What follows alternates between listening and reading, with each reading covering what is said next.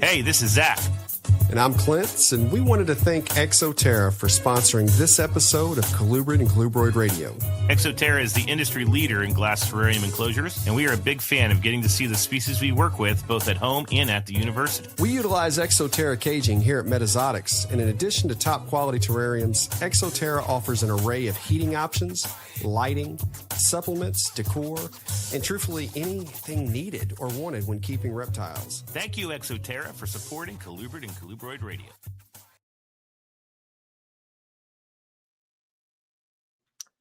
Hello, everyone. Welcome to another episode of Colubrid and Colubroid Radio. As always, Zac here with my brother from another mother, the one and only Clint Bartley, who had one hell of a weekend.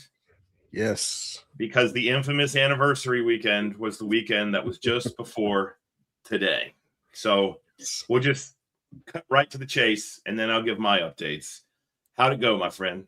It was great. I mean, it really, really was. And there were some very interesting takeaways after kind of breaking it down that I'll talk about a little bit during the market update.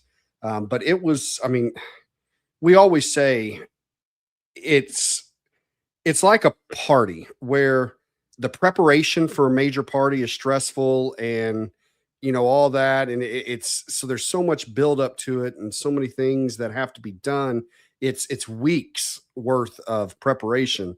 And, you know, where it's tons of computer work for me, it's tons of labor, you know, for everyone else when it comes to getting things pictured, photographed, labeled, and even moving furniture around. It's everything.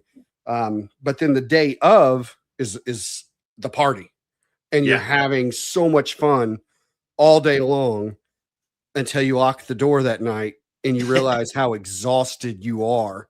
And it was hot. Oh no. Hot, you know. So we all were just, but the team did fantastic. Our volunteers did fantastic. Our vendor support, we had Exoterra, ZoomEd, Vivarium Electronics all donate for the giveaways and made that a huge piece. I want to give Dan Yeager a shout out from D Yeager Tattoo. Yep. He once again donated a 4-hour session for a raffle with all the proceeds going to the conservation fund. We were able to raise over $400 for that. And, you know, again, big party. Now, after that, when you do 2+ weeks worth of business in a single day, it's not just over at the end of the night. No. You know, then it's everything that you have to do to put your place back together. You have Corey, who has been dealing. She says, I basically work for FedEx right now. That's how she feels because of all the shipments that she's, you know, sending out over the course of the last 2 days. And it's Kaylee. Today, Kaylee doesn't work on Mondays, so today was her first day back, and she had the nursery to put back together. Oh, dear. And that's a beast. Literally, I think I just heard the bell for the door. She was supposed to be off an hour and a half ago, and she's just now kind of getting out of here. So, but she did great. The team on the floor, Ox, Landon, Carla, I mean, all of them kicking butt. And then, of course, Henderson. I mean, Henderson's a 3-man show over there, and they're doing it all too. So it's been, you know, give them a shout out. Danielle, Brittany, Drew, you guys are amazing. I don't give Henderson nearly enough talk time as I should because they don't get nearly the support from, you know, like me and the rest of us. So, but yeah, I mean, I just want to make sure I give credit. And of course, Wendy, Christina, you know, they were here just kicking butt too. Aaron Meagle, Caleb's dad, one of our former associates, his father was here volunteering. Nice. So yeah, it was great. You know, really, James Funk, that's another one of our regulars who was a volunteer that we weren't expecting to volunteer that day, but he happened to pull up in the parking lot when we were loading in and was here until the end of the night. So cool. Yeah, good times for sure, man. Well, it really was a blast. I'd like to congratulate the Metazotics team because I talked to Clint probably once every other day, if not every day sometimes. And yeah, I could hear it in your voice. You weren't stressed, but it was just kind of that it's go time attitude. Kind of like what happens when we get close to Colubrid Fest. So, I'm happy it went well for you. That's kind of like I told him that day right before we opened. I said, it's game time. Like they say, we get paid to practice. We play the game for free. It's time to go play the game. This is what we do it for. And it's so much fun. I mean, the energy is just incredible. It's very cool. We don't make it a sale. We make it an event. And Anna came back to volunteer for the event. Oh, that's cool. So she was here, as well. So again, it felt like family, the whole family was here and getting it done. So nice. Well, this is the week before school starts. So I cannot believe summer's done. This is actually ironically the week the students get back is much better and easier for me than this week, because this is the week that I have to be in a million meetings and hear all the admin stuff. And it's like death by meetings. I'm always paying 100% attention in the meetings and only focusing on that and not doing other things like actually getting ready for my classes.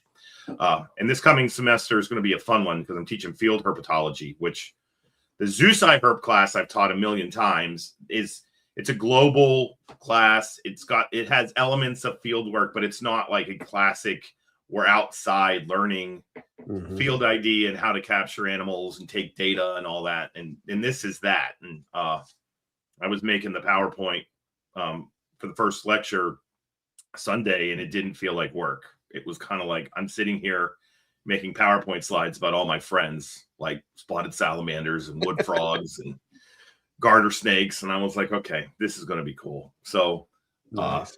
It's going to be fun. I'm trying to figure out where we're going on our field trip, because we always do a long weekend trip. And it's really hard. I can't guarantee snakes. So I've been conflicted on where we're going and what the focus will be. So anybody listening, my field herpers, I have a call to action. Obviously, don't give me your special places. But if you're listening to this and you think he should take a class to this state park because you find blah, blah, blah. If it's in the mid-Atlantic region, like Pennsylvania, West Virginia, Ohio, Eastern Kentucky, Virginia, just send me a message, because I'm overthinking this and I just want some ideas of some places to go. So there's that.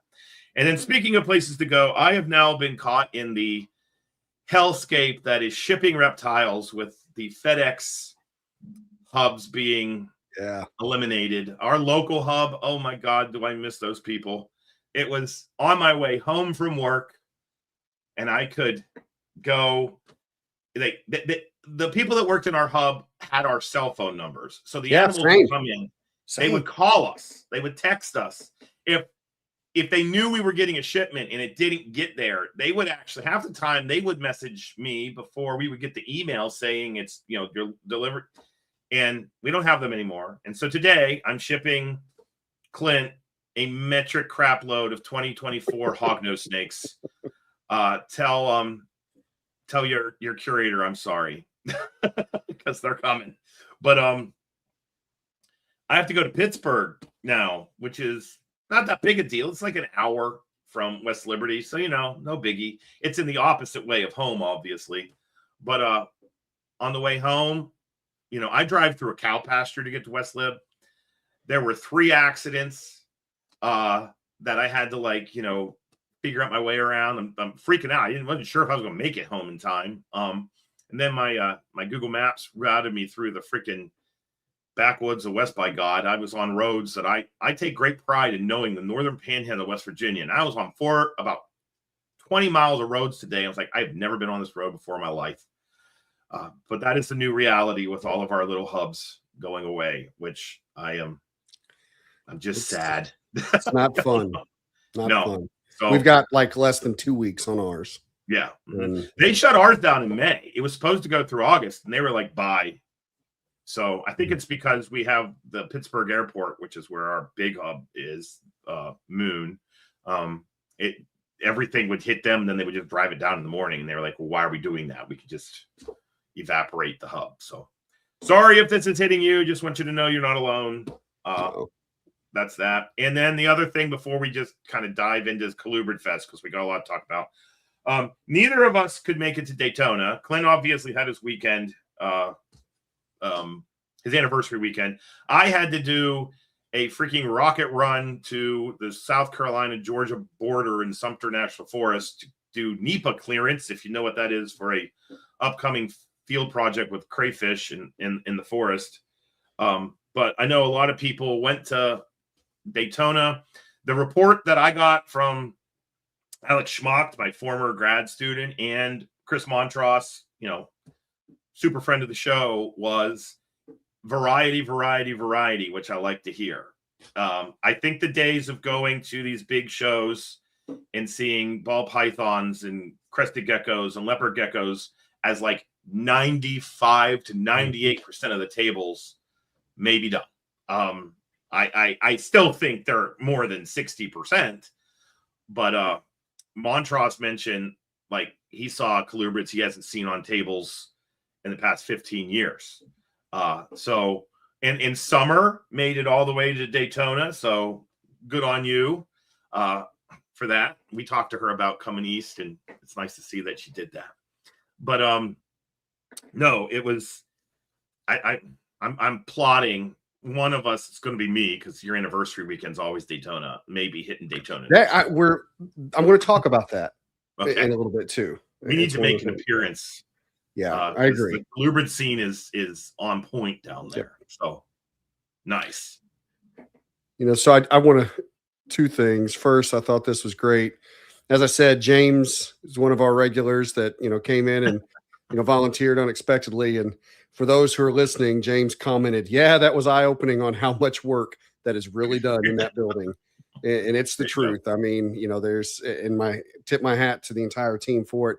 I also want to give, I didn't mention them a moment ago. I mentioned one, but we actually have two new associates, one in Henderson, the assistant manager in Henderson, and a new associate in Chandler, Brittany in Henderson and Crystal here in Chandler. The two of them started within 2 weeks of the anniversary sale. So you can imagine, and I remember telling Crystal, look, I promise you, everyone's not always on edge like what you're probably feeling right now, because that's just kind of where we all were. And everybody's rushing to get their piece of the pie, completed. But they both handled all that pressure, attempting to be trained, and really just jumped in without hesitation with customers and everything over those 2 weeks. So, shout out to our new team members, because they did a fantastic job too. Excellent. Okay.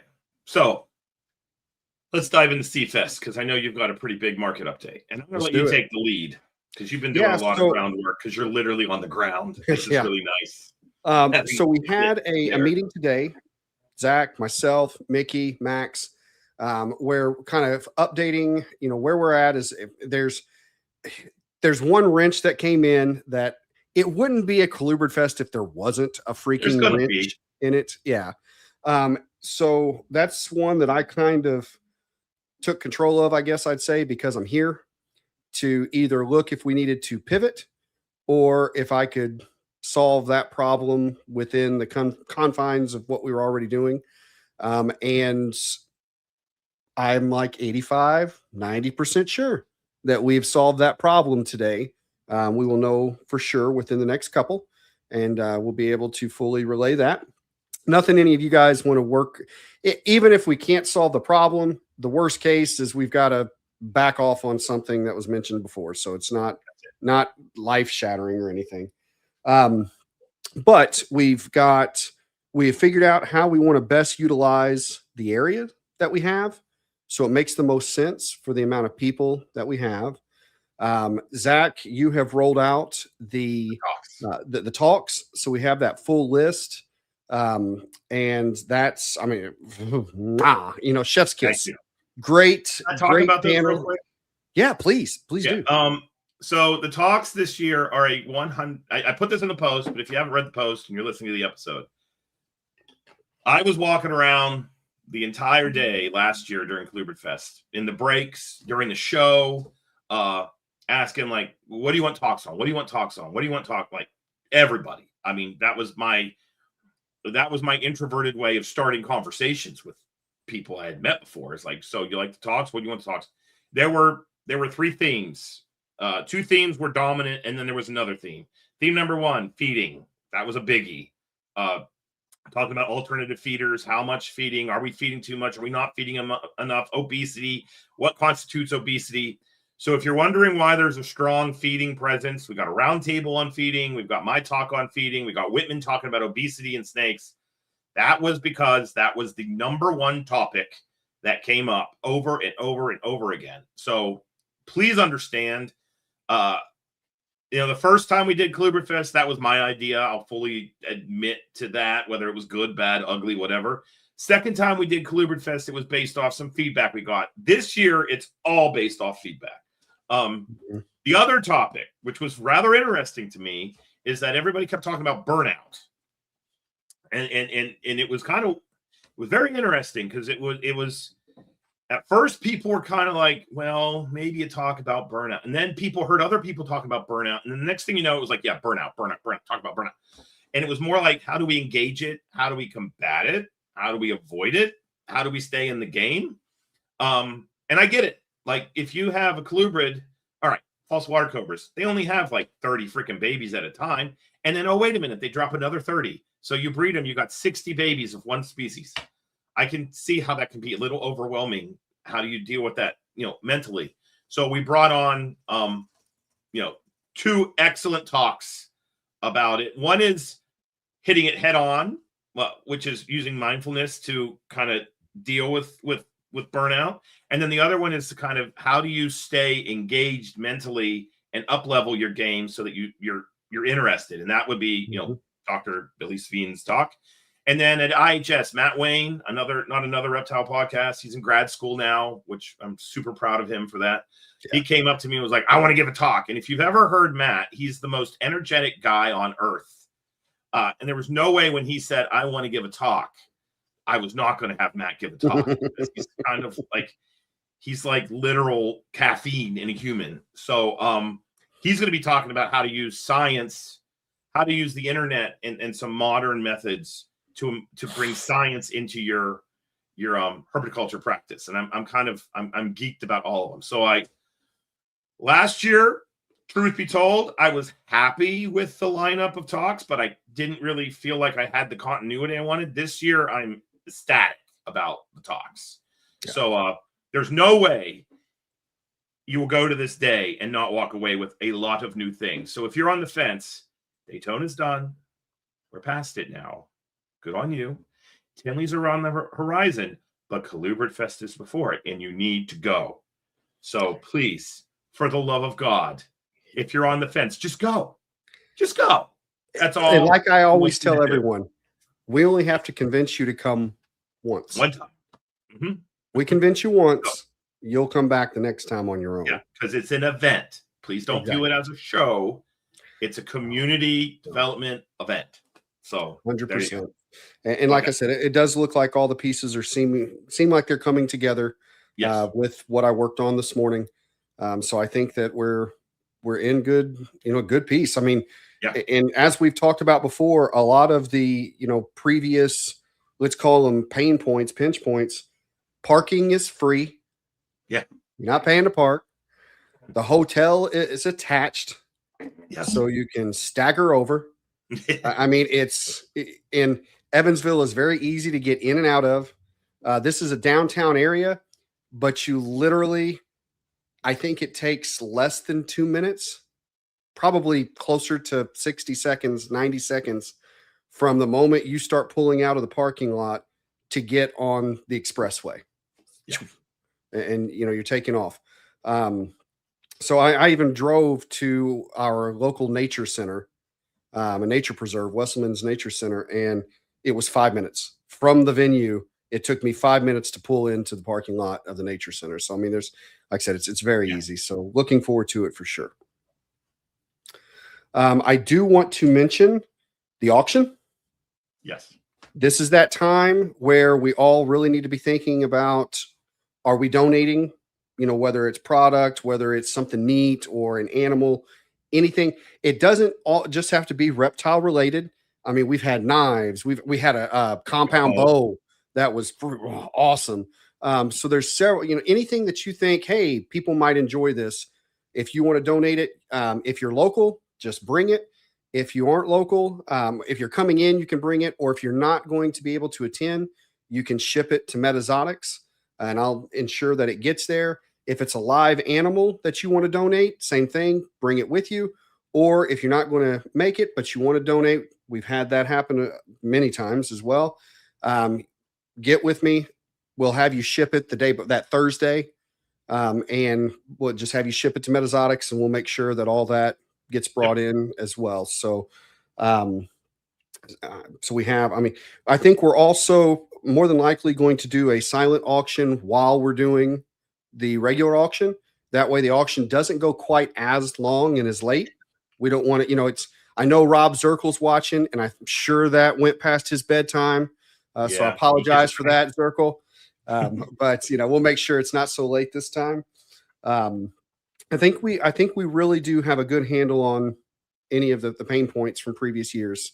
So again, it is another venue, so we're inevitably going to run into something, but we're in a good spot at this point. Yeah, I like it. Yeah, I feel more confident at this point this year than I did at this point last year. Yeah. There's definitely more buzz locally as well, because that was one of our pinch points last year. Is there wasn't as much local turnout in the Fort Wayne area. There are some things that I am going to do via social media from the Metazotics page that if you are in the Colubrid Fest group, I will post in there when I do it. And I'm going to ask for some assistance because it will help what I post on the Metazotics page blast out even further and hit the algorithms, which will help generate more and more local traffic into the show. So, yeah, good spot, man. Good stuff. And awards. Yes. Do you want to go ahead and take that piece? Yeah. So we met today. We have the nominations. We're putting together, the ultimate list of who's nominated for what award. And we're going to put this out into the ether. We're going to try to make it more fluid than it was last year. Mm-hmm. You will have to go in through Show Me and vote. Last year, you could vote like 3 times a day for 2 weeks or something crazy. This year, we're not doing that. We are going to it's a one and done vote. So you get one vote. We're not doing per category. Per category. So we're not doing that. You can vote on Monday, Tuesday, Wednesday, Thursday, Friday. We're going to try to make this very straightforward and simple. And our goal, because as you saw, Max just threw up there, he's working on making the list from all the nominations that were online. We are hoping to have that live no later than Monday. Yeah, Mickey said he's going to shoot for Saturday, but we kind of put a hard deadline on Monday. It'll be posted on the Show Me site for everyone to go in and vote on. And hopefully the red coats are not there. And if you were there last year, you know what. So anyway, so that's I think that's all the major Colubrid Fest updates. Is there anything else? I think we're good. Okay. We are waiting on that final confirmation that I'm working on for us to send the finalized hour by hour each day thing. Yes. Because we do have to have this locked down to be able to guarantee this is start and stop times for everything. So that's the only reason you don't have that. But you know where you're coming and you know when it starts. That's really that's the main thing you need. So it's just the Saturday that we're working on some stuff in the evening. So all right. Okay, you want to do the market update? Yeah, absolutely. As always, the market update is brought to you by Show Me Marketplace and the Show Me Reptile Show. Obviously, we tell you that if there's a Show Me show nearby, go check it out. Support those that support us. And by us, we mean the Colubrid community, because without Mickey and the Show Me team, Colubrid Fest wouldn't be a thing. So go and check them out. All right, so we didn't do the large market update last episode, even though it was the first episode of the month, because we had the RAL announcement. And, that was kind of a big piece there. So we are going to do the large one today, and I'm going to move through some stuff. Sorry, I got to fly in here a little faster. If I can get this to open fully for me. Oh, it's not. I'm not sure why this isn't opening the right way. Oh, there we go. Okay. It's because I was clicking on the StreamYard instead of the actual one. Oh boy. Here we go. All right. So let's look at balls and total listings here. We've got the same pattern that we've been seeing. It's following, but I want to show you this right here. When we compare August of last year to August of this year, you can see that the total number of listings, we have that decline.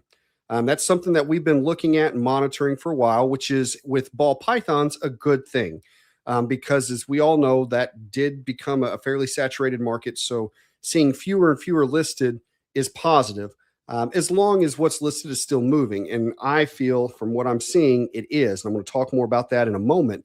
But at this point last year, there were more listed. So I think we still have the right trend for this particular segment within the industry. To give kind of exact numbers, there's a little thing blocking me from being able to read this. So there we go.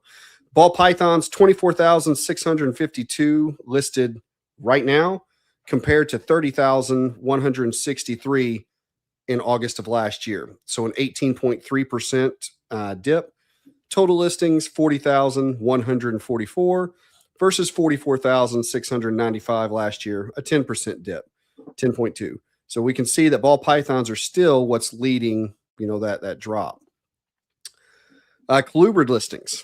All right, we can go ahead and check those out. So we got bulls and pines moving up a little bit from last month. We've got corn snakes taking a from last month. Garters, little bit of a pop up. Hognose, another big jump from last month. House snakes are riding right there with the garters. Kings, actually fewer listed in August than July. I expect that to change pretty rapidly. We're probably going to see that jump on the next time I make this graph. Milk snakes, almost flat, a little bit of a lift, not much. Rat snakes, almost flat, a little bit of a decline. So that's another one that I expect to see that bump up significantly come next month. And all other colubrids had a little bit of a lift.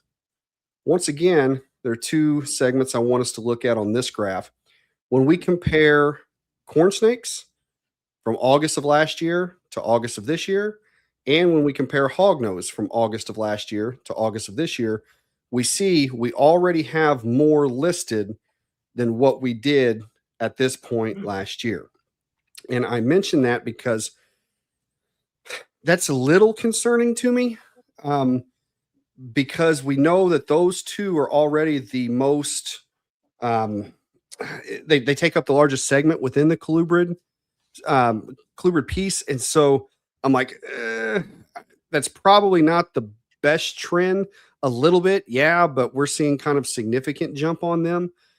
So I will say, if those two are what you work with primarily, it's might be a little bit more difficult of a year for you. As we know, the entire pie continues to grow. We do have more people coming into the hobby that are more like pet owners rather than what we consider ourselves breeders. And that's very positive. That's a very, very good thing for the industry. So there will still be more that are going to take these animals on. I can see these not moving as quick for everyone this year. I could be wrong. I absolutely could be wrong. And I think for some of you, I will be, meaning if you're someone who is already known for having these stellar animals, top notch, the newest morphs, things like that, you're still going to do fine. But for some of us that are up and comers in these, it may prove to be a little bit more difficult for some. All right. So market share. Ball pythons are now at 61%. 61, a far cry from that 84 that we once saw them at. Colubrids moving up to 20%. Colubrids now taking up 20% of the market share. Boas, 12%. Other pythons, 7%. The colubrid market share, hognose have squeaked back up to 42%. Corn snakes, 25%. So right there, those two species alone are making taking up a third of the entire colubrid market. That's why I'm saying I'm like, getting a little deep on those. Kings, 10%. Pituophis, 7%. Rat snake, 6%. Milks, other colubrids, both at 4%. Garters and house snakes making up 1%. I know I had a conversation, and you guys have heard me say it over and over again on here. Garters, garters, garters, garters. I get asked for them constantly. And if there was somewhere I was going to go, that would be it right there. To give some comparisons, so ball pythons, there are 1,955 more listed in August than there were in July, but their market share actually dipped 2.2% because we had such a jump in several of the others. Other pythons, there's 427 more listed. Their market share increased 0.3 points. Boas, 754 more than in July, a 0.7 point increase. Colubrids, 1,310.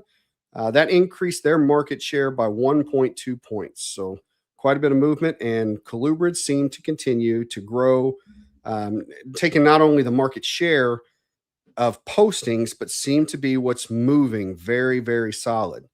All in, there was a 4,446 animal increase, so a 12.5 point increase to the entire pie. And just to give numbers of colubrids, Pituophis, there were 529, corn snakes, 2,038, garters, 77, hognose, 3,408, house snakes, 49, kings, 838, milks, 295, rat snakes, 524, all others, 312. So let's talk about current trends and patterns, and here's where we're going to have some interesting things. We did experience a slight and temporary back-to-school slowdown. I saw that in one show where we still did very well. However, we saw animal sales slow at that show, and that was in Atlanta. The Atlanta area, their school was starting, I want to say, that next Monday or that next week. The kids were going back. So I think a lot of people were out buying shoes, not snakes. Very common. It's usually about a 2 to 3 week period that we experience that. But I think that we're probably out of that now. Animal postings will continue to increase over the next few months. So no, it's not going to get like any easier to get eyes on your animals. We're past the low point for sure. Wholesale pricing is in buyers' favor right now. So, and I say that for both sides. Nothing that anybody should get beat up on. And what I mean is, if you are someone that does purchase more in larger quantities, whether that is for resale purposes or because even before I was needing to buy for Metazotics, there were times I'd buy whole clutches just so I could pick what I wanted out of those clutches. So if you're someone who does that as well, the pricing is going to be more in your favor over the next couple months. And the flip side is, if you're someone who is looking to wholesale items, it is going to be more in the buyer's favor as far as pricing right now, because this is the time of year that everyone who wants to wholesale their animals is looking to wholesale them, because this is when we get bombarded. This is when we get loaded. I get the messages pretty frequently. So just sharing that as something to keep in mind and, and understand it. Doesn't mean anybody is doing anything wrong. It's the nature of the market, supply and demand. Diversity and specifics are getting it done. And what I mean by that is by having, Zac, you just mentioned it, diversity, right? We know that is kind of protecting your nest egg, so to speak, whenever you've got several options, but specifics get it done too. Meaning when you have locality information, when you have something that gives that animal a little bit more of a uniqueness, that still resonates very strongly with an individual. So the more that you can put those kinds of things, let me rephrase how I'm saying that. The more of those details you can provide, legitimate details, don't make crap up. The more legitimate details you can provide, the better off you're going to be, because it does make that animal more appealing, to a buyer. Now, what I want to do, and this is where I think you guys may be really interested, because I certainly was. I want to give you some Metazotics anniversary takeaways. And what I've done is I've went back and I've compared our anniversary event last year to this year to see what kind of changes and things that we've noticed is not just in numbers, but even in pattern. So first off, a few notes. In 2025, we had our anniversary event a week and a half before back to school starts. Back to school starts on Wednesdays here for some reason. So it was a week and a half before back to school. This year, this was the first week of school. So it was the weekend after the kids went back. They went back that Wednesday. Our anniversary event was Saturday. So that is important. Last year, the anniversary event was the weekend after Daytona. This year, it was the weekend of Daytona. Last year, Henderson, our second shop, had only been open 5 months. This year, while Henderson has been open, like a year and a half, that day, the bridge from Evansville to Henderson, the southbound bridge closed down to one lane, which had traffic backed up for hours. Final thing, when we first opened that morning this year, we were having website issues preventing people from being able to order properly. That ended up fixing itself, but it was an issue right off the bat. So those are just some general notes to point out. But here's some things that I do want to show. So we ended the day with a 9.7% comp increase, which is a very substantial number when you're talking about your largest volume day of the year. So business was good. Business was really good. Now, obviously, we sell more than animals. So I wanted to break down some of the takeaways on the animals. Last year, 130 animals sold. This year, 135. So kind of flat, about the same number there. In fact, our animal average dollar sale this year was $1 less. So still kind of flat. And that's with me feeling like I ran the discounts even heavier this year because I wanted to encourage more online transactions because we're pretty full back there. So I was like, okay, we want more animals to move. This year, we sold 9 fewer ball pythons than we did last year. The average dollar sale on ball pythons was $45 less than last year. Where colubrids, we sold 6 less than last year, but the average dollar sale was $8 higher. I know it doesn't sound like much, but we're talking about a lot of animals, so an $8 average, it is. That moved. And now while given this is only one day of data, this is a day that is a huge day. It's a day that is a lot of online and in store. So it is, and when you're comparing it to the same thing last year, it does tell a story.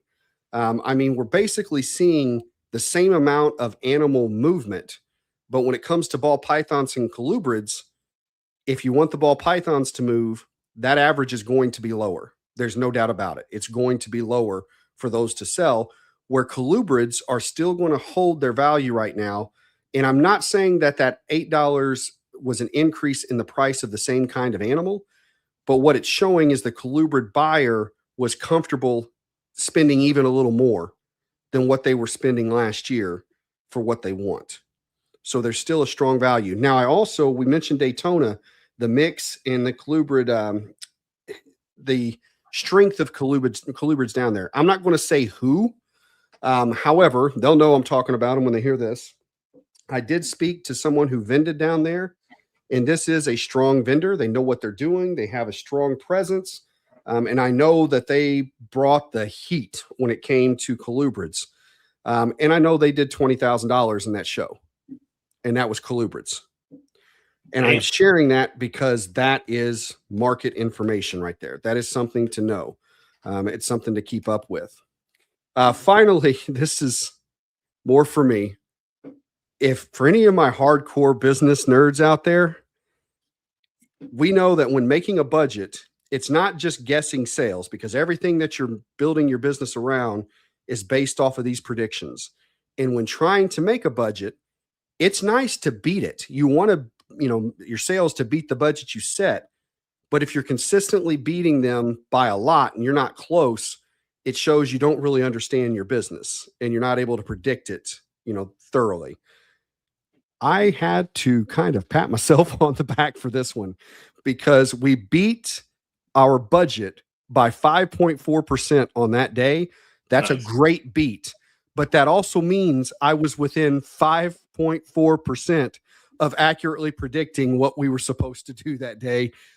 Woo! And that was 10 months ago. You know what I mean? So I was really proud of that moment and proud of the team. So final few things here. Colubrid market continues to show a rise. That's, we just said with everything that shows. The ball market is there, but a lower average moves the animals. So now some 30 to 60 day advice. I keep telling you, book your travel for Colubrid Fest if you haven't. Travel to new shows, just like we said before, even to scout before you vend.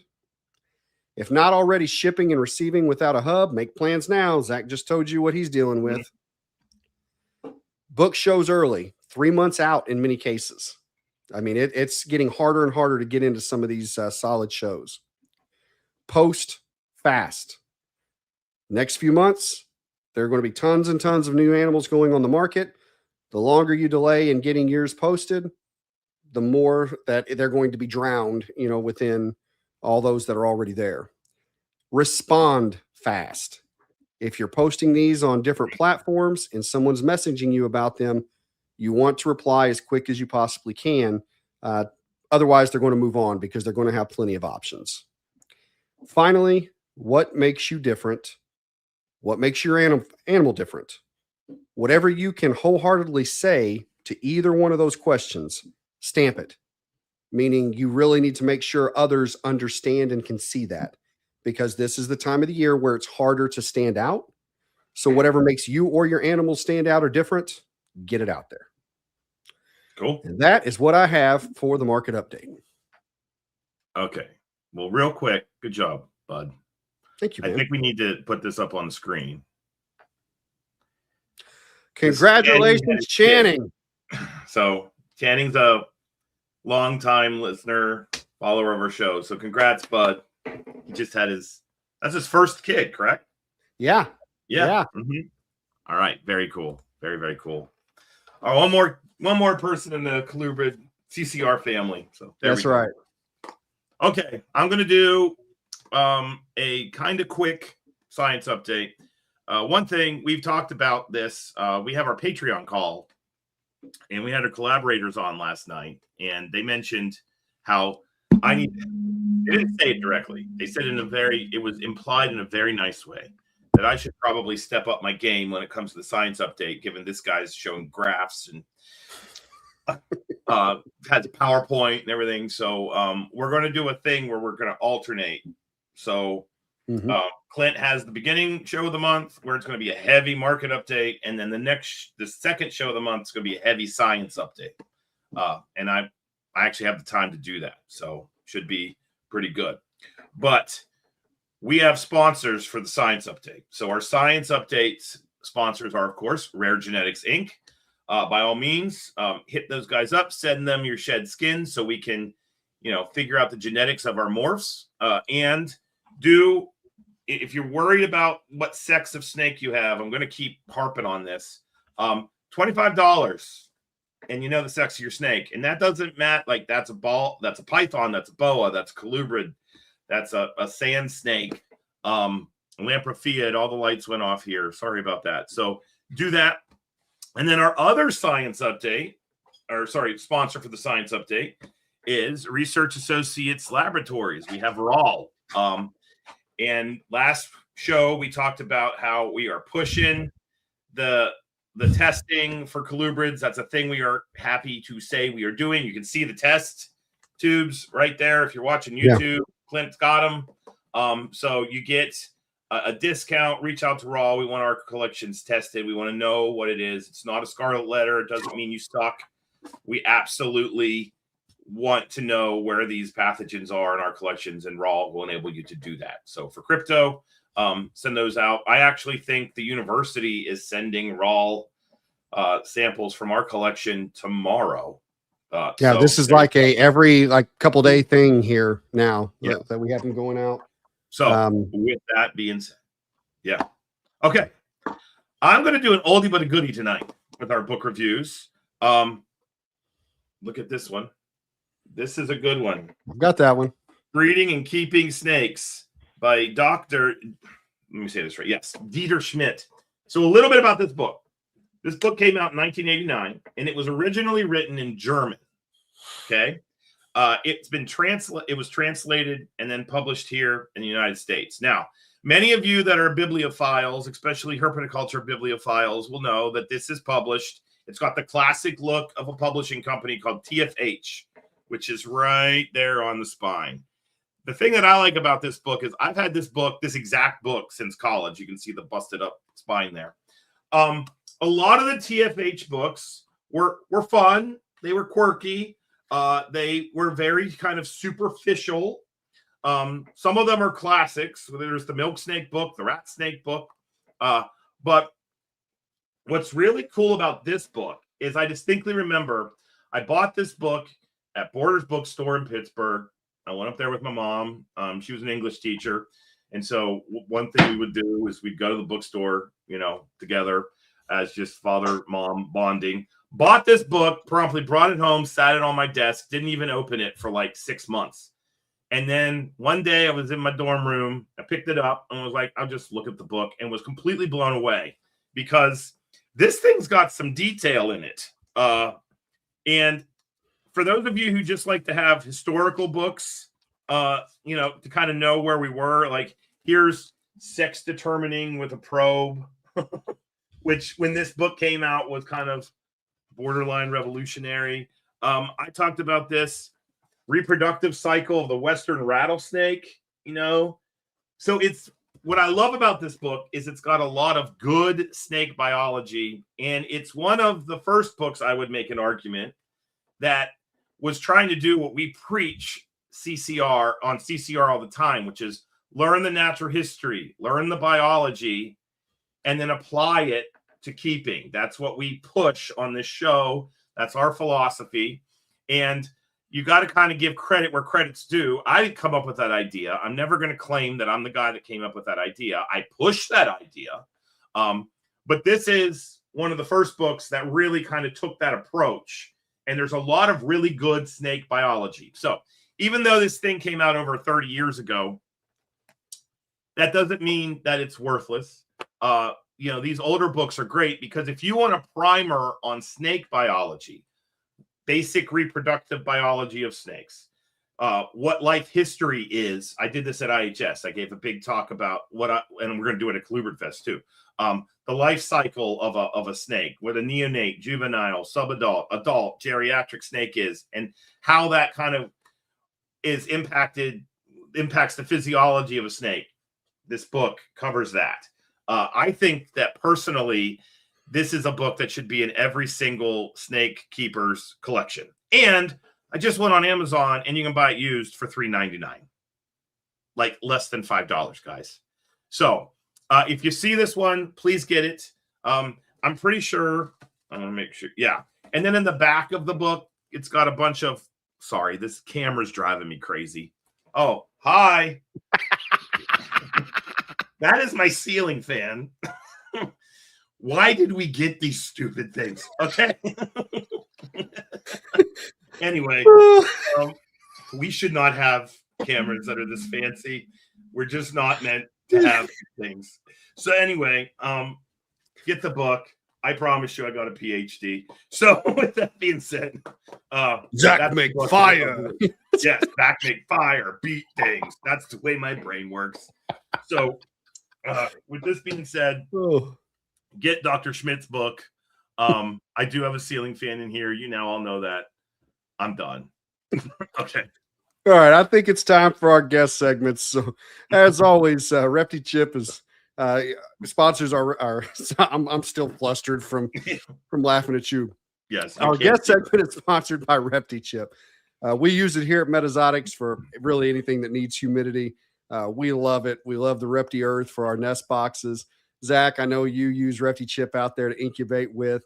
Such a great product, and we feel that it is superior to so many of the other cocoa brands. So please give ReptiChip give them your business. And speaking of, we also want to recognize ZoomMed, who also sponsors our guest segment. So Max, let's hear from ZoomMed. CCR is proud to be sponsored by ZoomMed Laboratories.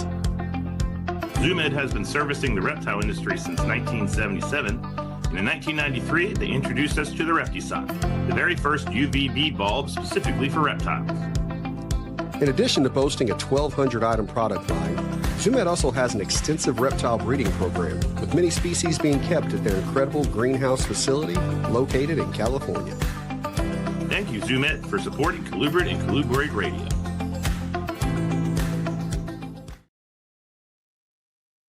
All righty.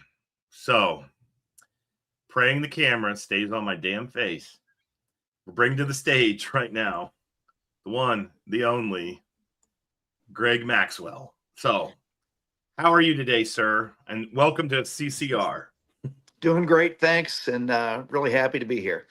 Okay, well, we are thrilled to have you here. So, for those of you who don't know Greg, Greg has a rather stoic, I would say, history in herpetoculture. He's one of the people to come out of Ohio, and there's a lot of greats to come out of, to come into herpetoculture from Ohio. And many people know Greg because he's one hell of a carpenter, and for a very long time was building racks and very nice snake enclosures. And then he was kind of a chondro guy for quite some time and may have written not one, but 2 books that came out of Eco. And I would be lying to you if I was not inspired by both books as I'm writing the Hognose book, because I like your style. I like the storytelling that you do. And I am totally adopting elements of that in the Hog book. So if you want to see what the Hog book's going to be like, get those Green Tree books, and you should just have the Green Tree books because they're awesome. So they are. There we go. Thank you. Yeah, no worries. So, Clint, you want to ask our? Let's, so Greg, I think that a lot of those of us out here that know of you, and not really, have had the pleasure to converse with you, that's what we know you as is Greg Maxwell, the author of The Complete Chondro, and so it's chondro guy. But can we kind of, I guess, let's start at the beginning. What we ask everyone this same question. We want to hear your story. How did you first get involved in reptiles, and what did those early years look like? Sure. Well, I don't really have an explanation for how it happened, but I was fascinated with snakes before I was really even old enough to have formed an intelligent decision about what I was going to like or not like in life. I had my mom cut paper snakes out for me when I was about 4 or 5 years old, and I carried them around in a shoebox. Really interesting side note, my mom is still alive and in really good health. She's 92, and Wow. she may be coming to vend with me at Colubrid Fest. So That'd be fantastic. really hoping to be able to introduce the community to the woman that cut paper snakes out for me. Many years ago. But my first encounter with live herps was in a vacant field across the street from where I lived as a small kid. I was over there with a buddy of mine. There was a marsh kind of area, and we would hunt frogs and tadpoles over there. And we were over there one spring day and flipped over an old mattress box spring, and there was a pair of eastern garter snakes under there. We each grabbed one and took it home, and I fashioned a little cage for it, which I think successfully held it for about 24 hours. And but I was just absolutely fascinated with snakes and really all live herping from that point forward in my life. But I began to put together a collection of, the usual local stuff every kid does, water snakes, garter snakes, some northern browns, which back then were known as decay snakes. Whatever else I could get my hands on. When I was about 12 or 13 years old, I caught an adult black rat snake on a family camping outing. We were on a hike. and my grandmother, my paternal grandmother was along, she would squeal in fear if a snake even came on television. Dear. And when I grabbed this rat snake, I literally dove into the weeds. I just sort of heard it and saw a quick glimpse of it, dove in head first, came up with this angry 5, 6 foot black rat snake in my arms. And I think you could hear her squealing all the way into the next county. And my dad made me release it because there was no way she would have gotten into the car with it, which, I didn't really see the problem with leaving her there. Yeah. uh, so I think it was about a couple of months before I would talk to my dad again. But my parents bought me a boa constrictor from a local pet store for my next birthday. And I more or less had a collection of snakes in my life for the most part ever since. Started really expanding my collection in the late 1980s and early 1990s. I worked for the late great Don Hamper, who was one of our original, Ohio pioneers. I met Don when I was 12 or 13 years old. I worked in his basement cleaning cages. I worked at the Ohio State Fair for a couple of summers when I was 14, 15 years old. Don had a snake exhibit at the fair called The Hidden World, and I was one of the guides that would walk people through and just explain things about the species that were there and answer questions and stuff. And, when I was in Don's basement, I saw things for the first time that I'd only read about, corn snakes and just all kind of eastern indigo snakes, all kind of exotic stuff. And so I would purchase things as I had the money, and that's kind of how I got my start in the whole thing. And then in 1993, I think 1994, I ran across the green tree python and met Trooper Walsh, and I just was completely captivated by the mystery and beauty of green tree pythons, and I divested myself at that time of all other reptiles, which mostly were colubrids, and went full time into keeping and breeding green tree pythons, and did that for about 12 or 13 years. Um, I sold that business and my collection in 2010. I think it was 2009, 2010. After 13 years of just really intense, um, I'm the kind of person, and I'm sure you guys probably the same way, you can relate, a lot of your listeners, but I just don't ever do anything unless it's 1,000%. That's just how I'm Yeah. wired. So, people ask me, "Oh, have you ever gotten into collecting arrowheads?" I'm like, "No," because I would spend, every waking hour, on my hands and knees in cornfields.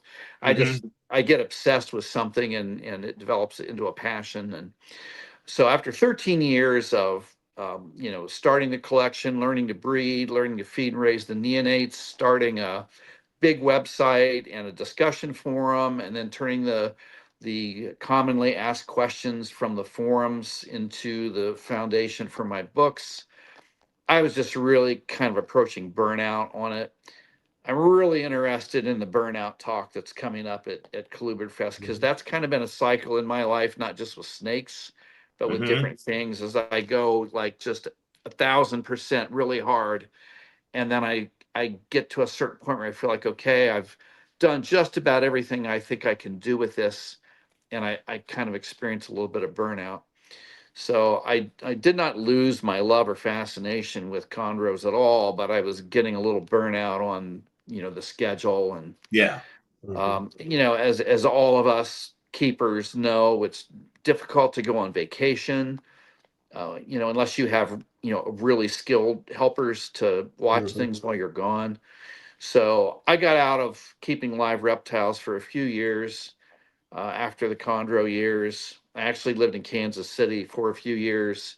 My day job for the last 16 years has been guitar repair and restoration, and building custom acoustics. I retired from that last year, but I got back into snakes a few years ago, initially into doing some ball pythons. I had a couple of good friends that were really into the balls, and I got really quite fascinated with the genetics and Mhm. learning the genetics, get my head around that, producing some really interesting combos and stuff. And I know that ball pythons are not the thing here in colubrid world, and I get that.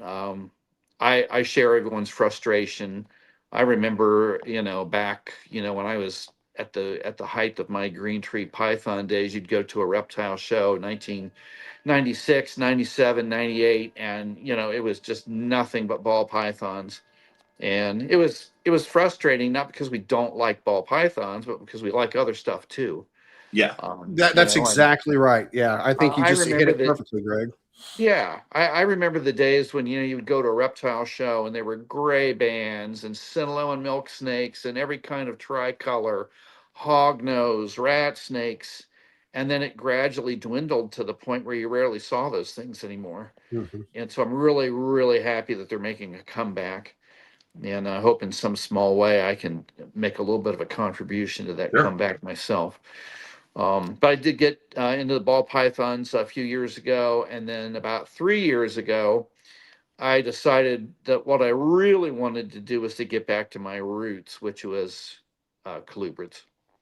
Mhm. So started to put together a collection, mostly hatchlings that I've raised up, and produced my first clutches of colubrids this season.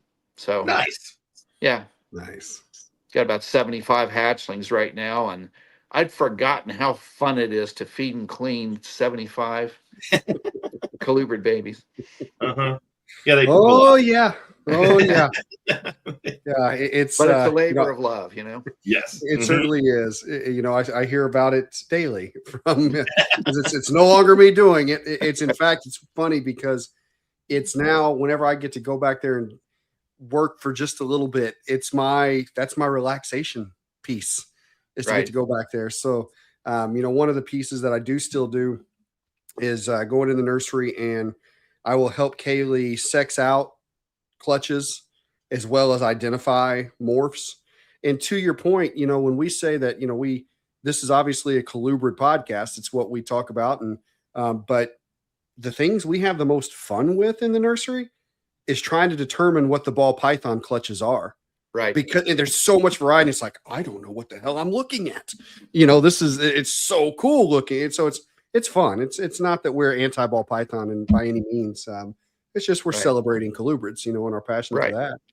that. What is it that you hatched? I'm curious. What do you have on the ground? So I'm working with some bloodlines of pure locality corn snakes, OKT corn snakes, Nice. what we refer to in the hobby as hunt club. Hunt club. Hmm. I assume most of your listeners are familiar with the OKT story, but just real quickly for those that Go aren't, for it. Please do. the famous Carl Kaufeld book from back in the 50s, Snakes and Snake Hunting, included a chapter on hunting snakes at the OKT Bird Hunting Club in Jasper County, South Carolina. It's a very, very large, thousands of acres hunt club. It's privately owned. There's no access to it now at all, but back in the 50s and 60s, they opened the club up to various herpetology groups, and Caulfield was one of the original snake hunters there. He was the curator of reptiles at the Staten Island Zoo. And so he wrote about collecting eastern diamondbacks and a lot of things from OKT, but he made famous the OKT corn snake. And according to Mr. Caulfield, who had broad field experience all over the United States, some of the very nicest corn snakes came from this OKT region of Jasper County. And so there are people today that are working to preserve original bloodlines from that locality. And the interesting thing is that there are three different occurring phenotypes that have been produced from those pure bloodlines. So you have the wild type, the classic OKT that everybody knows about, bright orange, red saddles, black borders around Mhm. the saddles. But then there is an amelanistic form that's different looking from the standard, so-called reverse OKT and albinos that are out there. And that was nicknamed by, I believe, Craig Trumbauer, working in Never heard concert of him. with, yeah, Yeah. Never heard of him. a couple of working in concert with a couple of old friends of mine, Howie Sherman and Tony Dongera. I've known all those guys for forever. And they nicknamed this particular locality albino line Red Zeppelin. Mm-hmm. So that's the albino form, and then a hypomelanistic form also emerged from these pure bloodlines that Howie and Tony and some others are working with. So that got nicknamed Sunkissed. So that's the hypo version. And then there's a double visual that was produced by, I believe, for the first time by a gentleman who just passed away, I believe, last year, Tawny Arganza. And he produced the double visual, which is both hypo and amelanistic in the same snake, and called it a phoenix corn. So I'm working with all four phenotypes. I primarily hatched out red zeppelins and sunkissed this year. I had a clutch of just pure classic wild types that did not hatch very well. I only got 2 out of the 20 eggs. They didn't look good from the beginning. I didn't have good feeling about it. It was a first time mom, and sometimes that happens. Yeah. And then I have a clutch of what we kind of refer to as extreme corns. So these are OKT type, wild type appearing corns, but not necessarily locality pure. Mm-hmm. I'm a big stickler for when I present something as locality, it has to be verifiable, it has to be Mm-hmm. traceable. Yeah. And, I dealt with this a long time in the chondro world where people were just sticking locality names on stuff that was coming from Indonesia, where obviously none of us have any ability to Yeah. field collect anything. So, Right. we're taking the word of field collectors over there who know that if they put a locality name on something, it's going to be worth more to the Americans that are buying it. And I'm not saying that there aren't legitimate locality green tree pythons, but obviously here in the States where we can actually collect founder Sure. animals, we're able to actually, be a lot more accurate with that. And so that's one of the things that I've tried to build on the work of some of these other guys that have been working with these OKT lines for a long, long time, is to really get my animals from reliable sources that I know I can trust with the information. But the extremes, I have a clutch of extremes that are 75% traceable to Hunt Club stock. And then there is a male in the lineage that may or may not be traceable, but he couldn't be verified. And so I'm not representing that clutch as locality pure, but they're going to be really, really nice. You can tell already they're going to have nice black borders and nice red colorations. So kind of calling those extremes. And I have a clutch of Everglades, rat snakes, locality animals from Nice. Glades County.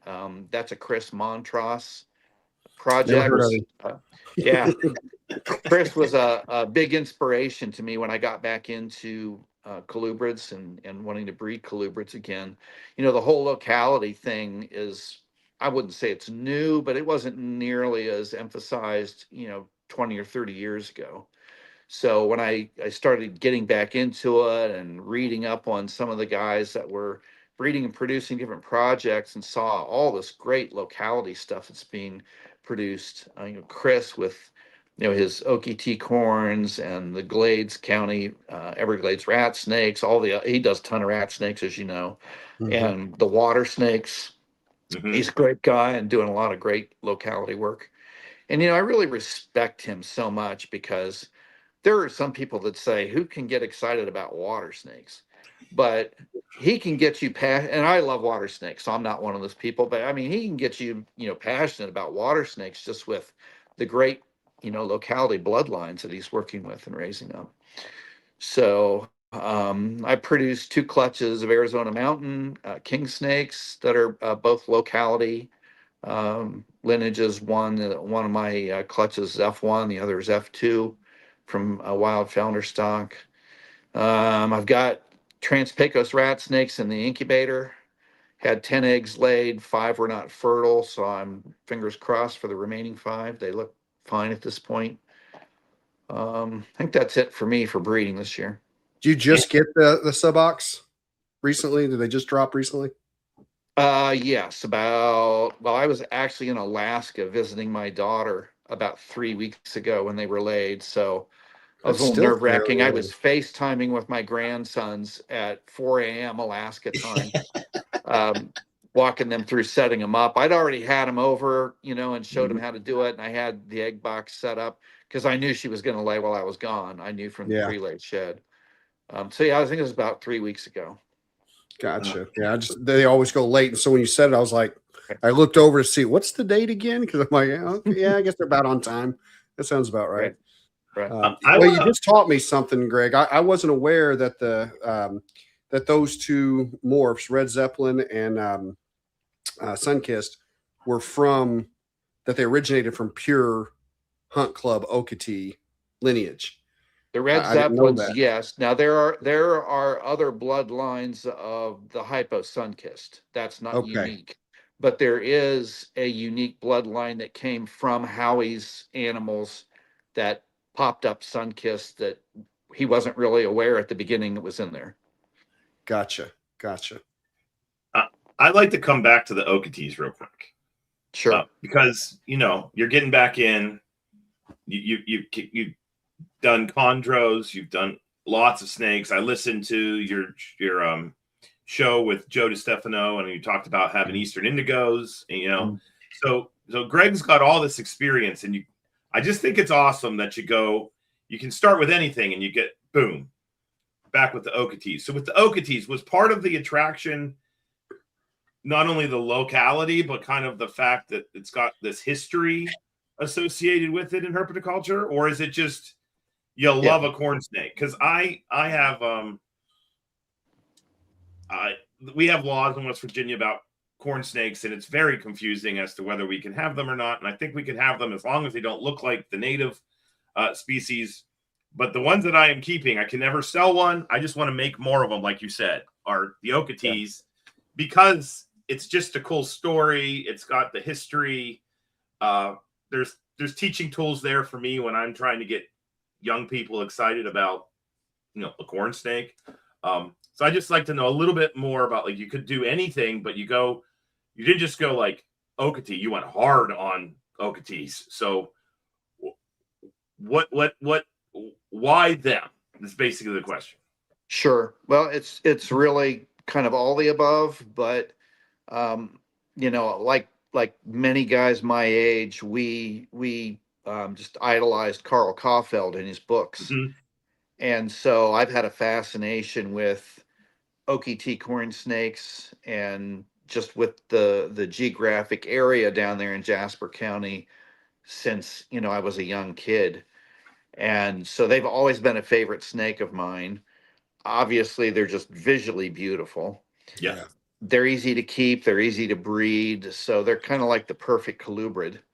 Mm-hmm. And so, yeah, when I first got back into colubrids a few years ago, a pair of Okatees was the first thing that I bought. Yeah. Makes total sense. Okay. They're just so iconic. Yeah. No. They really are. The Okatee specifically. I mean, the corn snake it was the first pet snake out there to become the mainstream and was number one for so long. But the Okatee specifically was like the crown jewel, of them. And I think, it's funny because I go back to earlier in the episode, whenever I was talking about hognose and corn snakes and how many there are listed, but exactly what you are talking about right now, very few people are going to have this traceable lineage of an Okatee that it's going to make. I have zero doubt that you're going to have people messaging you like crazy to get their hands on these animals, because it's the story that comes with that. You know what I mean? The purity of it is something it's so hard to find, and something, especially something that is so widely available in what we will call a generic or a Right, universal form, right? right. To have that purity available is something truly unique out there. So very, very nice, Greg. I think it's great that that's the direction that you chose to go, you know, when hopping back in. That's Thanks. beautiful. Yeah. Okay.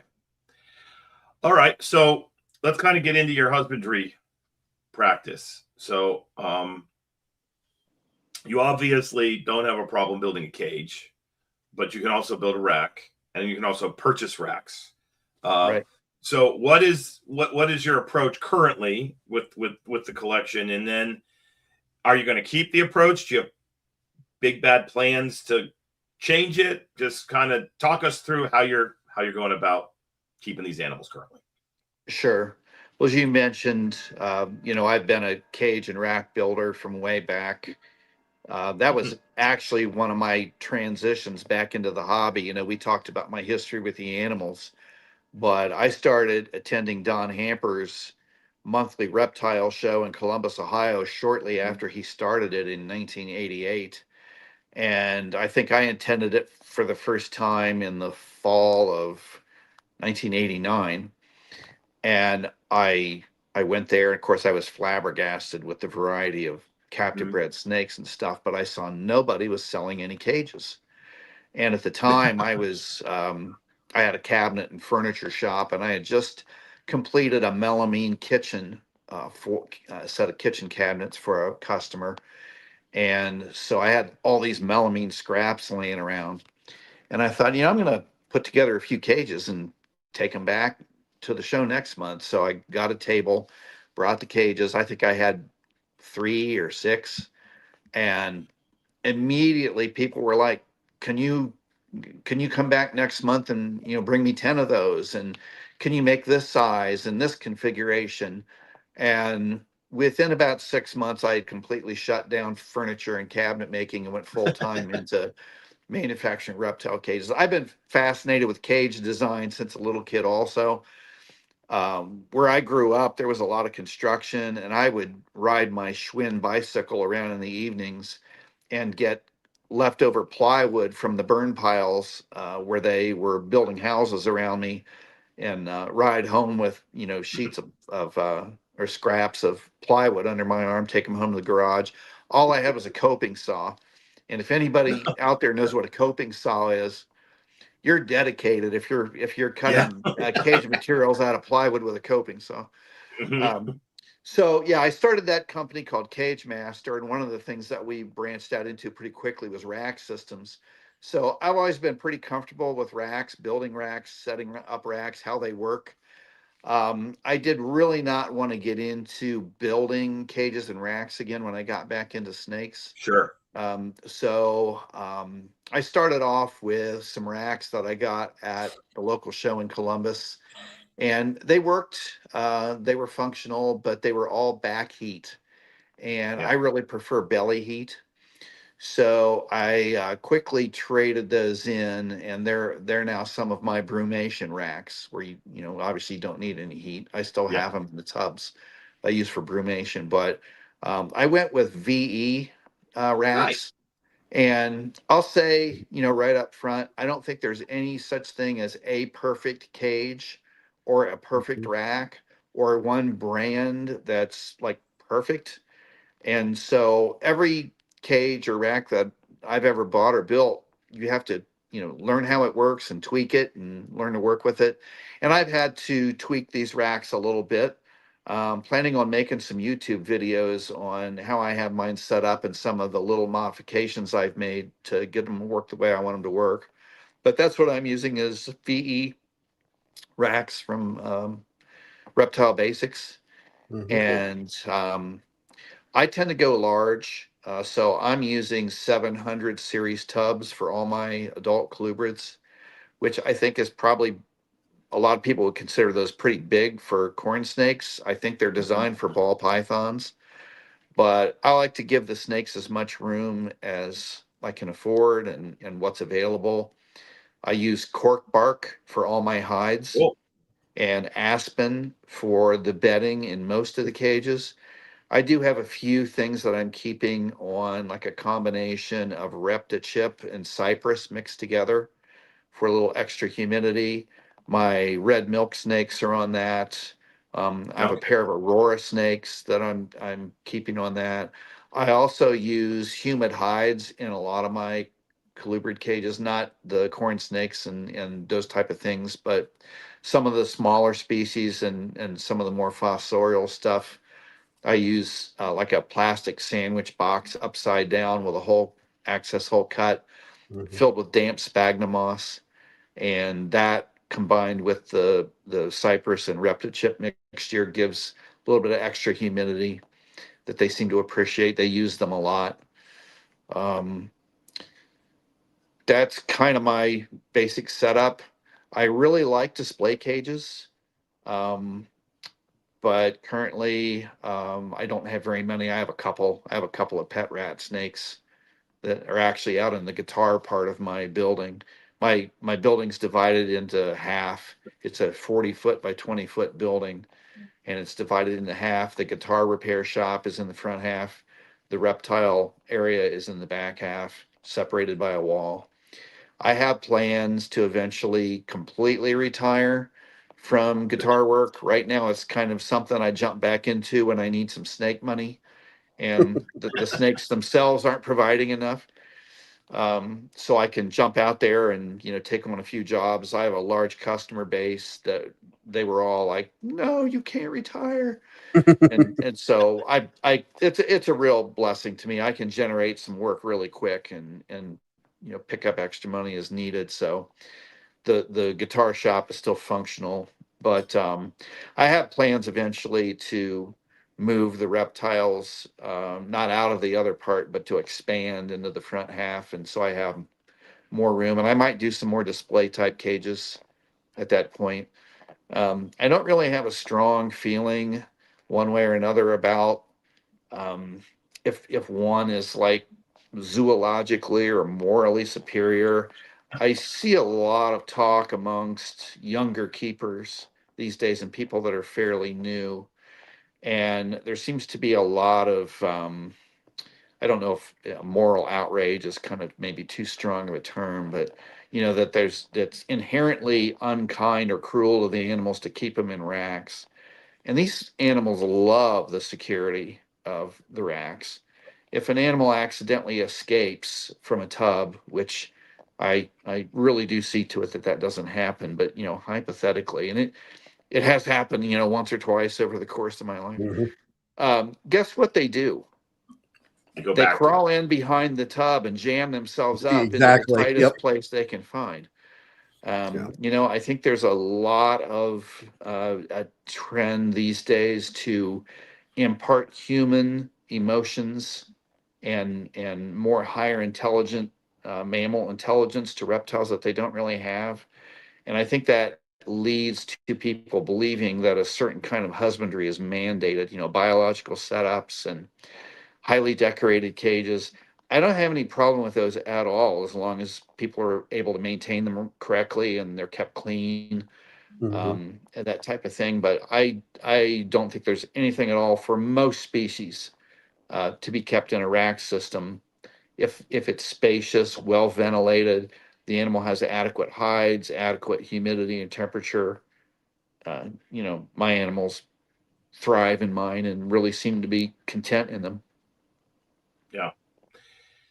There's a lot of science that I agree with a lot of what you're saying. There's this thing, I think it's called thigmotaxis. That's where you like to be crammed into a crevice.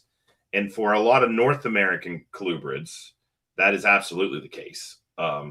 It's funny, I have racks, and in this room, and in the closets behind me, are some grow outs. They're normally open. I just close them during the recordings because I don't want people staring into an open closet. But they're at ground level. They're not elevated. And when, these cages I have in here that you can normally see, but I'm zoomed in too much and I'm not going to do anything because I don't want the damn camera to lose its mind on me again. But anyway, I have hognose snakes in here, and they can sometimes get their noses and just pop the glass enough to kind of get out and fall. And the running joke is that I find them every single time. They do exactly what you said. They slither around the room. I can see what they've knocked over and everything. I just go to the 2 racks that are on the ground level in the closets, and then I pull out that tub, and there they are. They're like crammed in the back part behind the tub, and like grab them, chuck them back in the cage. So, there's that. There's also with that, just talking about that, because I it's funny you brought this up, because I was in the airport this past weekend scrolling like we all do, and I was like, oh God, here we go. And it was just like this gigantic thread of doom. And it was the thing that we see where there's like a newer person is just thrashing an older person, not older person, but someone who was a name, I'm not going to say who. And I was actually impressed that they were being like, well, I keep the way I keep, I think for the species that you're keeping, it's totally fine and dandy. Like, I wouldn't put a giant 6-foot falsie in a rack, No. but no one's going to do that. Like, you're not going to put an indigo in a rack. You might grow it out in a rack. But yeah, I think people need to breathe. It's what we say on here all the time. There's a place for each of it. There's yes. I hate that I say this as the market guy, but quite frankly, if racks didn't exist, half the hobby wouldn't. Yeah. Point blank. If things weren't, if there weren't as many animals that were kept appropriately in rack systems, we would not have nearly the animals available to the hobby that we have. And that's something that needs to be understood when taking a verbal lashing to individuals that house that way, that if every one of us tomorrow moved to cages, about probably 70% of the collection would be reduced across, if we just say every snake in collections, 70% would be reduced down simply due to the space. Because of course, if you go online, the minimum is a 4x2x2 for everything, everything, right? Everything. And like I always say, it's amazing how sheets of PVC and wood come in 8x4. It's crazy how that worked out. Or 4x2s are perfect for everything. But, so everyone just kind of, as Zac said, take a step back, take a breath. There's room for it all, and there's a place for it all. Yes. And we need to be accepting of that. And that is the kind of mentality you will find at Colubrid Fest. Acceptance. Yes. So just to point that out. Cool. And, obviously there are some species, as you noted, that would not do well in a rack system. Mm-hmm. I looked for a while into getting into speckled racers. And I still may do that at some point, but they would not go in a rack system if I had those. They're very active. They need multiple types of different hides. They like to climb. So I would not put those into a rack system. Yeah. Personally. Agreed. Yeah. Okay. So with your young, you got your babies. This is just a fun question. Are you looking at those thinking, oh man, I'm keeping some of these back? Or are you looking at those like these need to enter the market so that I can get new things? It depends on the species. The corn snakes, Yeah. I'm probably going to sell most or all of the offspring, with a couple of exceptions, because my collection has a pretty good number of animals already. I do have 2 hatchlings that I mentioned that I got from my one just plain wild type het for nothing OKTs. And those are actually from a different bloodline that don't have any relationship to the Howie Sherman bloodlines. And so I'm probably going to hold those 2 animals back just because of the bloodline that they're from. I think it was Chris Montross that told me when it comes to locality stuff, you really have to get greedy with holdbacks because you never know how long your founder animals are going to last or what could happen. So with my my locality pyros, I'll probably hold a pair back from each locality. But most of the stuff I plan on selling. Okay, there you go. So And now I you'll have be to ask, when you Colubrids. saw the baby colubrids hatch, were you like, glad these are not chondros? You know, I don't mean to sound braggadocious at all, but I've fed so many baby chondros that I just kind of have the knack for it. I'm by no means claiming 100% success rate, but I just don't really have any real fear or nervousness about feeding baby chondros. So yeah, that didn't really occur to me that I wasn't going to have to go through that with the baby colubrids. I am having a really easy time though. Probably 95% of mine are eating frozen thawed right after the first Yeah. shed without any trouble at all. So that is nice. Yeah. Makes No, life so much easier when you can just yes. drop it. No teasing, no whatever. Yeah. Right. I Right. love life with that. That's yes. Right. Yes. Of So course, what is there's your a couple approach? of my pyros that are making the exception to that. I was going to say the pyros have to be giving Yeah. some fits. Okay. You know, I hatched out 7, 5 from one clutch and 2 from another clutch, and the 5 from the one clutch, 3 of them, 3 or 4 of them ate first time, and then all the rest have had at least one meal. But I have a pair that ate the first meal and now won't touch anything. That is the most frustrating thing in And the world. I was talking to one of my pyro buddies online, and I said, I don't. This is my first time hatching out pyros, and so don't really have any depth of experience at all. But something in my gut told me that that's just not abnormal. And he's like, "You're exactly right."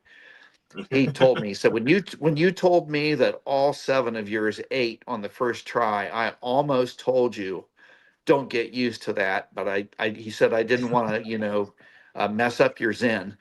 Mhm. But yeah, I don't know why a snake would eat the first meal and then not touch anything else again. That's I a don't mystery either. to me.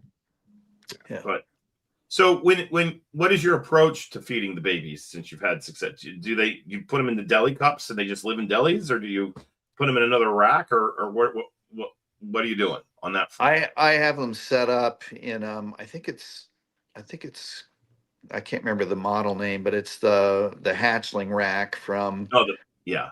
the VE10 or something. I think it's called a VE10 because there's 10 levels, but they're Mhm. they're It's the small I-10. tubs. They're little pencil tubs. The I-10, yeah. I-10 rack. Yeah. So for the time being, I have them set up on paper towels. After, a half a dozen meals, I'll probably switch them over to Aspen or Cypress or whatever, but have them on paper towels. I have a little strip of cork bark in there. They can't really get under it, but they can get between the side of the tub and that, and they seem to really like that. It gives them something to shed on. And I have this little setup that another guy turned me on to that works really super well for little water bowls. I bought these little 1 ounce condiment cups, plastic condiment cups.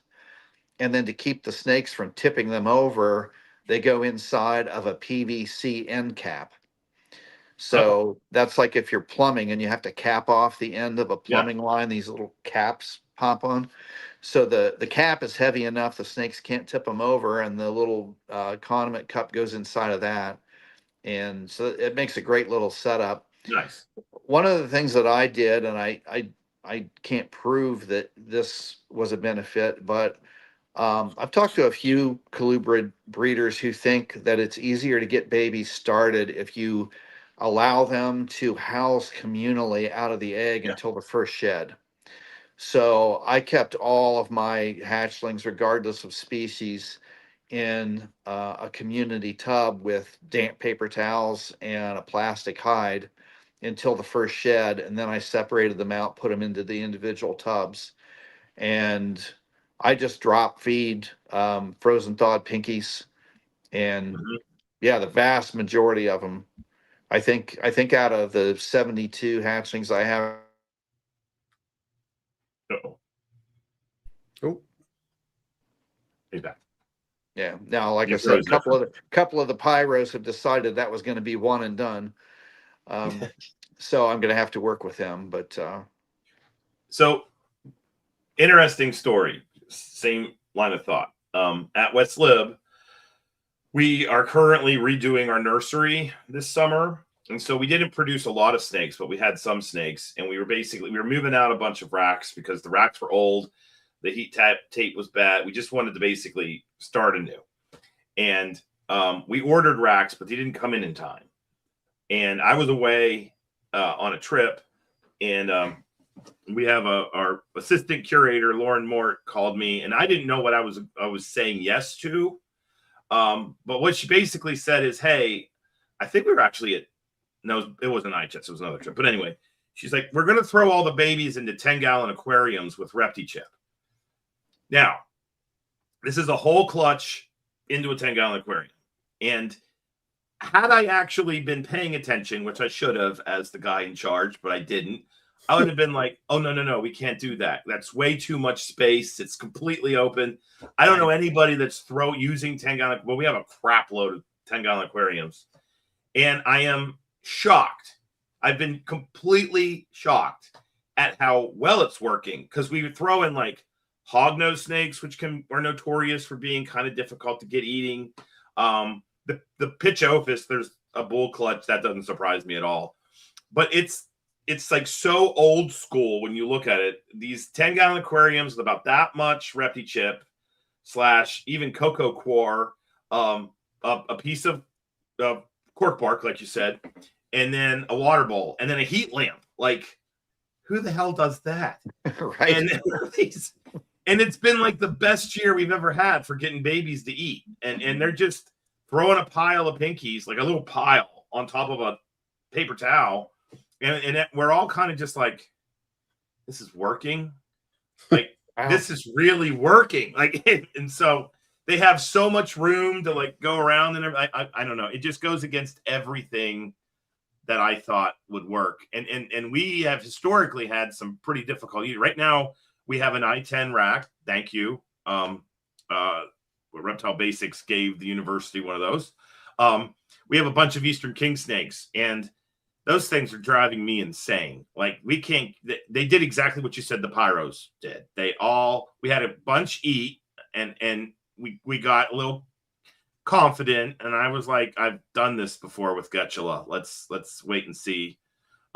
We may have produced a couple, like close to 100 corn snakes, which are Getula food. But we can't get these damn things to eat. And there's a part of me that's like, they're going in 10-gallon tanks with a heat lamp and cocoa coir. Like, literally everything that we're taught not to do is working beautifully at the school right now.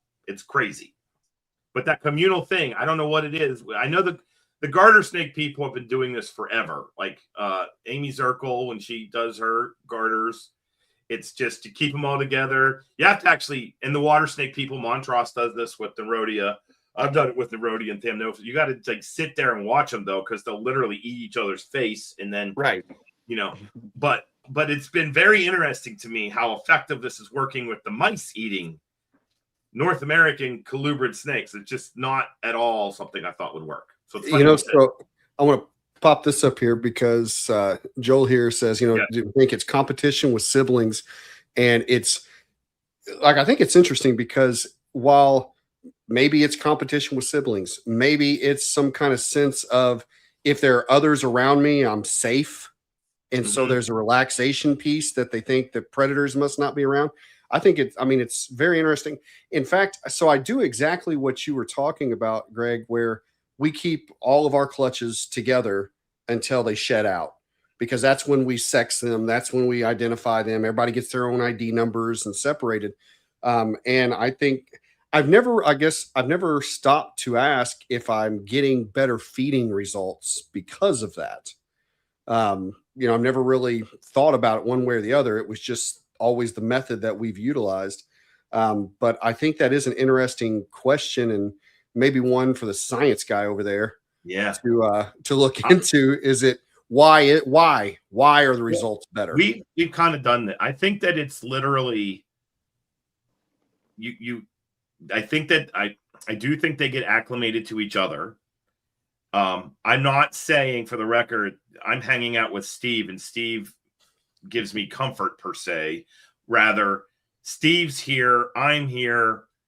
That might reinforce this is an okay place to be. You know what that's there's a little nuance in that interpretation. Although there have been some papers recently that have shown they had catchy titles like Snakes Have Friends. But what they showed was, like, with garter snakes in particular, they put multiple litters together in a tank, or, not the entire litter, but representatives from multiple litters. And they were able to show, like, by marking the animals, that the same 3 snakes always hung out under the same hides together, which I thought was pretty interesting. But I that's a communal species. Yeah. I think, with what we're looking at here is why I think it kind of, the question poses. But I definitely think when one of them sees another one eating, it elicits a, what are they doing? Why are they doing that? What is that? And I do think that's enough to kind of trigger interest. This year with the false water cobras, holy hell. You want to talk about hell in a 10-gallon aquarium? I told, because we usually put them in the rack, but we were redoing the nursery, and we have this research suite room with these 10-gallon aquariums. And I was like, just split the clutches up and put like 10 in a 10-gallon aquarium. And they did that. And this was the first year we ever tried feeding multiple falsies together. And it was exactly what you think it would be like, throwing multiple prey items into a tank with multiple false water cobras. But we normally would get like 25% of the snakes won't eat the first round. And we had those tanks, it was like 100%, like everybody ate. So this has been the year we've been experimenting with putting a bunch of babies together. We do the same thing you do, Clint and Greg, where we put the whole litter or clutches together. We have a lot of Florida king snakes, and that usually ends. We know when to separate them because they go and they count, and then there's like one gigantic king snake in there, and we're missing 2. It's always 2, by the way. They don't eat one of their brothers and sisters. They eat Clint, 2. we have 20 Florida kings, 18 Florida kings coming to us. Yeah, when you get those emails, that's what's going on. And we're like, okay, we need to like separate the Florida kings. But no, I think that you're on something. I think that there's something to be said about communally keeping these babies and getting a better feeding response. I know I'm certainly doing it. After the 10-gallon aquariums, I'm rethinking everything right now. So, yeah. Well, that's what we're about. I mean, we continue to learn new ways. I mean, that's the thing, that if there's anything that the past few years of doing this show has shown us, is don't think you know it. There's still so much for us to learn and be taught. It's, don't disregard everything that you've learned along the way. The things you did 20 years ago may still apply in a big way, but I mean, it's eye-opening, from having the different people we've had on and the science that comes about. So yeah, this is, I'm going to be interested to kind of hear, as you do more with that, Zac, what that turns in. It's funny because you said the results of when, they see one of their siblings feeding. And I'm like, we're the same way. We are the exact same. Like, I could be not hungry, but the moment somebody walks in with a bowl of ice cream, I'm like, oh, it's that actually does sound good now. So, I mean, and maybe there's just something to that, and that's cool. So very neat. So are you looking to add anything to the collection currently, or are you happy with where it's at, or is there something you're looking for, or what's going on with that? Well, I'm, as far as number of snakes, I'm kind of at saturation point with how much I want to keep and clean, especially now with all the new hatchlings, which, of course, those are temporary, but still it's seasonally, it's a lot of extra work. Every year that I've been back into this, I've kind of had 1 or 2 target species that I wanted to add to the collection that year, and I've been able to do that. So my two most recent additions were a pair of Aurora house snakes, which I just love those. I actually picked up my male at Colubrid Fest last Nice. year, and I've been searching for a female ever since. And so I was able to acquire a female a month or so ago, an adult female. So, and they're both adults or young adults. Oh, So, nice. yeah, I wouldn't hurt my feelings to pick up another pair or two of those. Mhm. And then I've also gotten into some Eastern hognose, the Oh, yellow and orange and red phase. Nice. So I have 2.2 of those now. But I don't really have any like hard targets in front of me right now. Like I said, I've kind of got my hands full with this as much as I want to handle right now. But you know, when you're a snake addict, you never say you're done, because something will come along that you just gotta have. Mhm. Especially if you're a colubrid person. Yes. Oh, yeah. There's just too many, out there Right. to be like, yeah, just this one, I'm done. So- You said you're keeping Easterns. Uh-huh. Just curious. So, do you have these on rodents? Do you have, how are you working with those? Because that's a species we don't really get to talk about often. Yeah. Yeah. So I got mine from a guy that has been line breeding Easterns for red and orange coloration for a number of years. I believe he's in Colorado. Yes, Kevin Um, Fisher. Yes, Yep. that's him. So mine were already on rodents when I got them. Gotcha. I did have to resort back to scenting with my freezer toad for one of them for a couple of meals to get it switched back over. It was a little gun shy after being shipped and being in a different type of setup than presumably what it had before. But all four of mine now are on mice. None of them will take mice from the tongs. I have to leave it in there overnight, but 80% of the time, all four of them eat. I of all the different colubrids that I've kept and that I'm currently keeping, well, those things have a lot of personality. I Yes, just, me too. I was drawn to them because of the attractive pattern and coloration. But well, they got a lot of personality. Most of the time they'll advance on me when I open the tub instead of Mhm. withdrawing. And they're spreading and huffing and blowing, Yeah. and which I like personally. I think it's kind of funny and cool. Mhm. But yeah, I'm fully aware that I will have work to do when I hatch out my own as far as getting them started on rodents. But I've done it before in years past. I've actually started a couple of wild Eastern hognose on rodents. So Oh, I think a lot of the things that we think of as specialized or difficult feeders, it just comes down to having the right tools in your toolkit.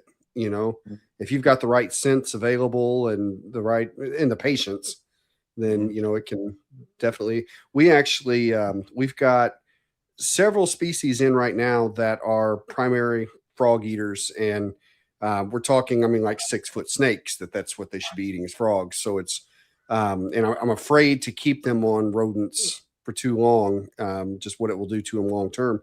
So we actually just got a ton of the reptilinks, the frog and quail, and things like that. And we're going to start working with, because we've had success with some of the small guys on some of these, and now we want to see what we can do with the big ones.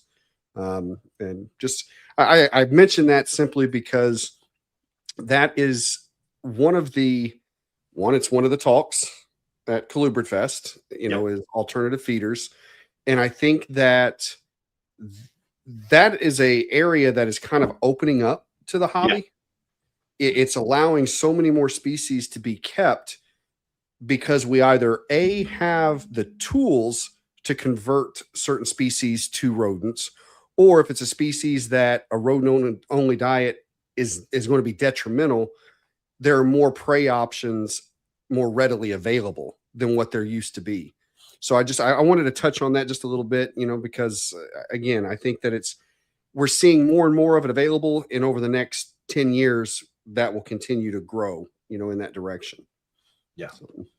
I also keep Easterns. I was fortunate enough to get them, and their grandfathered in, because when we didn't have herp regs, and then we had herp regs, and the herp regs made it so you can't keep any native species. So, but I had my platies, and I wake up every morning and say a prayer to whomever that they last as long as they can, because you are correct. They've got amazing personalities. But my God, I got them from Kevin too. And Okay. that I had the same experience you did, where they came in, and Kevin, awesome guy for the record. Yes. And he said, like, there's a chance they're going to go off. So be ready, try to get a toad, the whole thing. And all of them went off. Every single freaking one of them stopped eating.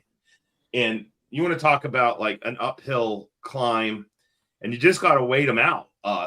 That was my experience. But man, once they started going, they go. I also got southern hognose snakes off of him that I thought they were going to go this year, and they didn't. So fingers are crossed that they breed next year. But yeah, they're wonderful. One of the Easterns is right here. I was able to.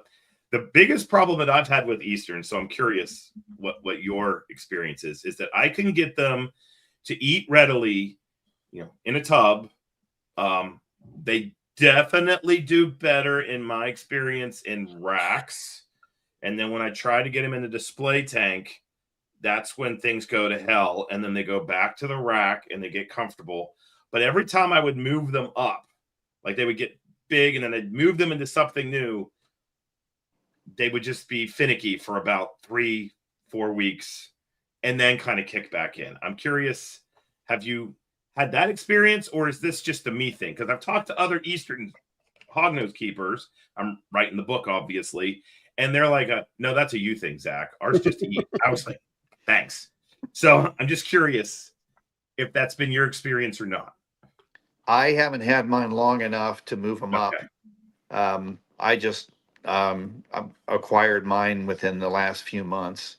Gotcha. And I have them in a medium, that Vivarium Electronics rack from Electronic or Reptile Basics.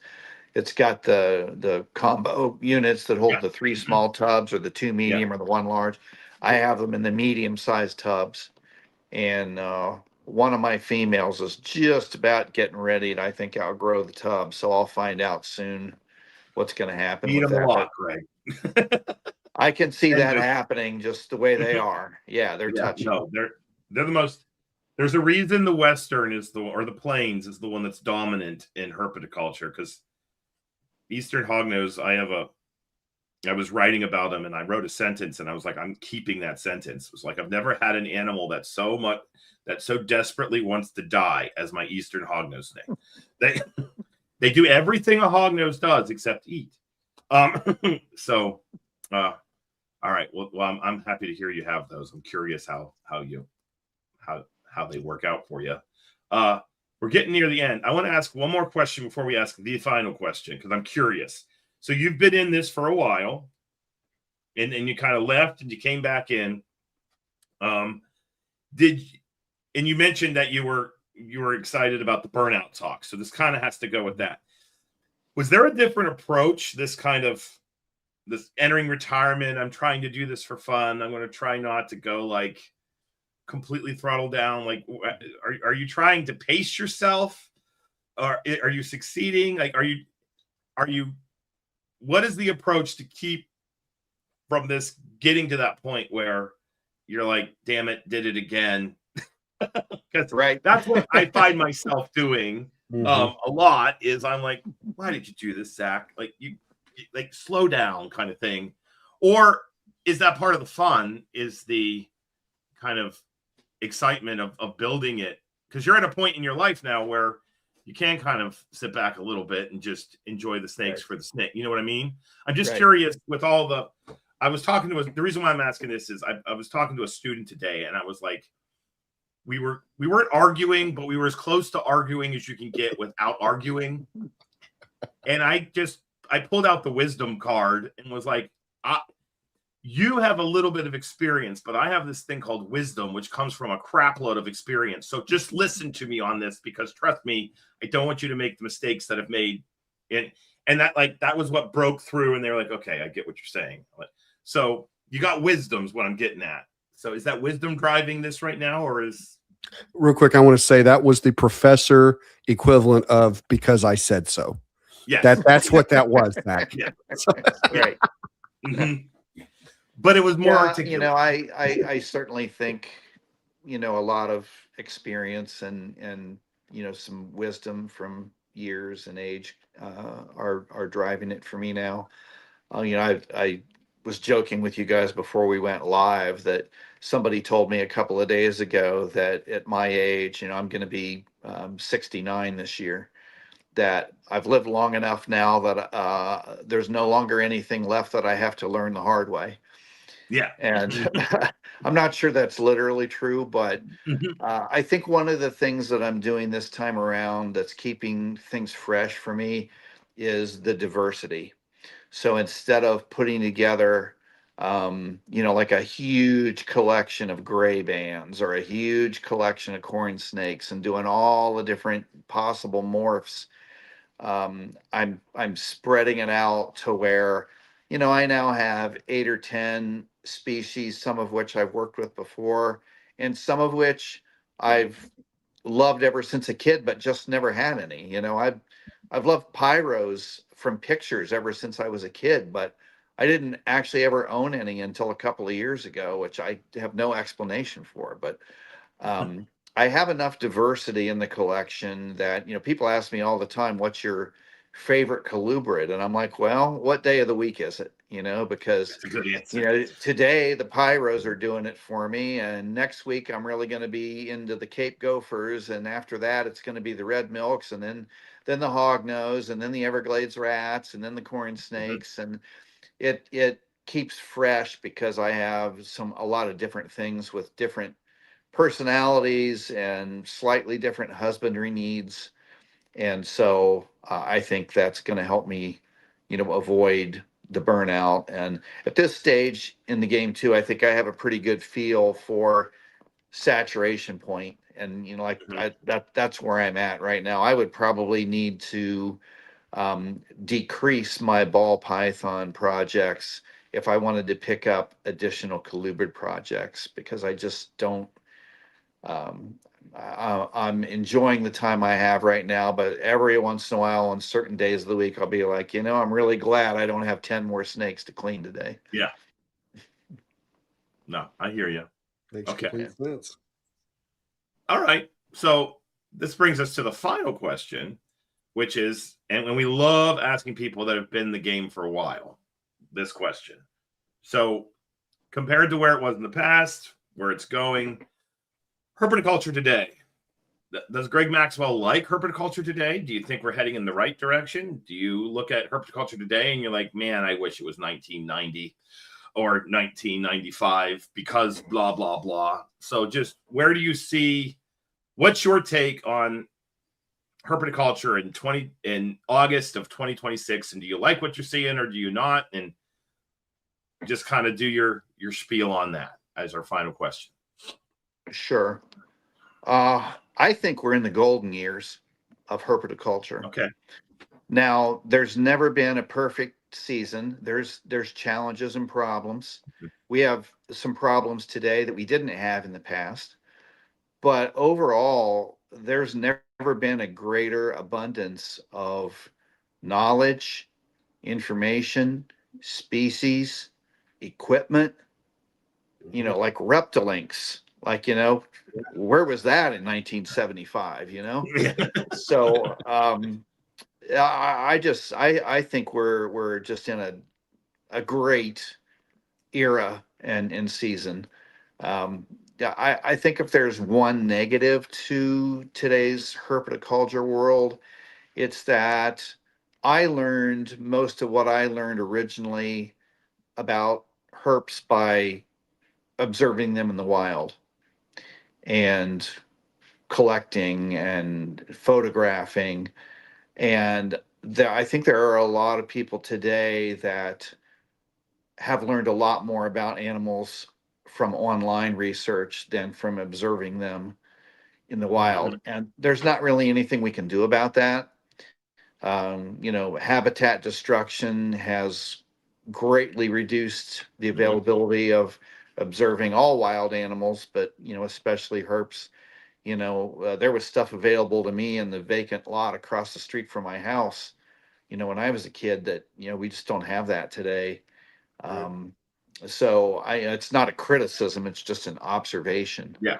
That I think we've shifted a lot away from the Caulfield years of collecting and observing and photographing to where it's, mostly online driven at this point. But that's more than offset by just a vast amount of experience and information. And you can Google almost any species of snake and find enough valid information to be able to care for that animal appropriately. And that's cool. That's a huge thing. Man. Well said, man. Well, we are excited to see you at Colubrid Fest, and we will definitely have you back on in the future if you want to come back. Would love to do that. Yeah. Okay. No, we've got some round tables that I think you'd be one hell of a guest. I agree 100%. Yes. So, yes. I'd be honored to do that. Yeah. Appreciate you having me on tonight. Yeah. Well, the we're pleasure's honored been to have ours, Greg. Really. Yeah. So thank you so much for spending your time with us. Okay. Look forward to seeing you guys in September. Yes. So if people are interested in those Okatees or, want to reach out to you, how would you recommend they go about doing it? Actually, the best two places are either Facebook or Instagram. Greg Maxwell Reptiles. You can find me on Facebook just under my name, Greg Maxwell. I'm on Instagram, Greg Maxwell Reptiles. I have a website, and it's gregmaxwellreptiles.com. But honestly, there's so many platforms and people communicating with me now through, email, text, Messenger, Instagram, Morph Market. I really have the whole website thing to me is that used to be the main thing, and these days I don't hardly have time to update it. So yeah, probably through Facebook or Instagram. Okay, beautiful. All right, Clint. Where can people find you? As always, you can see everything we have available on Metazotics.com. If you decide to make a purchase, use CC Radio at checkout. Save yourself 5%. You can find me on Facebook, Clint Bartley, or Metazotics, Instagram, MetazoticsLLC. You can always reach me by email at metazotics@gmail.com. Okay. And if you are a young person considering college, by all means, please consider West Liberty University. I oversee the zoo science major there, and we have a lot of amazing faculty and even more amazing students there. Like I said, I'm freaking teaching a field herpetology class, and it's got 25 students in it, which is pretty amazing. So if you love herpetology, love herpetoculture, I'm pretty sure it's one of the very few universities in the country where you get to do both in equal amounts or focus on one or the other. So please reach out. You can reach out via Facebook, Zac Loughman, or Instagram, Dr. Crawdad. If you're interested in a false water cobra from me, I did a thing.